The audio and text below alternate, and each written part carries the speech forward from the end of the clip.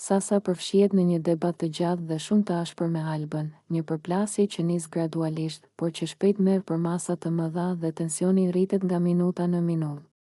Që në fillim, Sasa shfaqet e acaruar dhe e vendosur për t'i thënë Albës gjëra troç, pa filtra.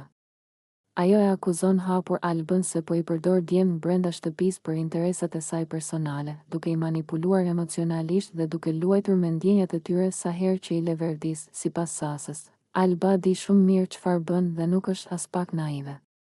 Ajo thot se Alba ndryshon sjelljen nga njëri djalë te tjetri, sillet ndryshe për të marrë vëmendje dhe për të krijuar situata që e vendosin gjithmonë në qendër të vëmendjes.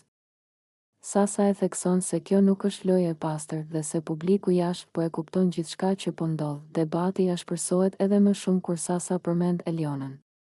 Ajo shprehet se Alba po e ofendon Elionën pa arsye, vetëm për ta ulur dhe për t'u dukur më e fortë në lojë.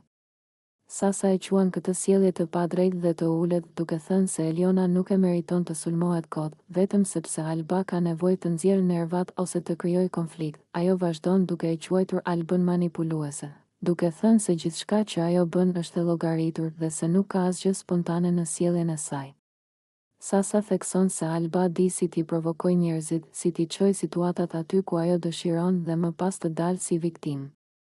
Kjo, sipas saj, është strategji dhe jo sinqeritet. Alba përpiqet të reagojë, por Sasa nuk ndalet.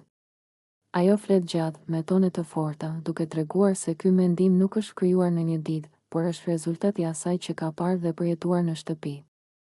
Debati zhvillohet në një ambient të tensionuar, ku banorët e tjerë ndalen dhe dëgjojnë me vëmendje, ndërsa atmosfera bëhet gjithnjë e më e rëndë. Në fund, përplasja mes Sasës dhe Albës lë pas një klim të ftohtë dhe të tensionuar.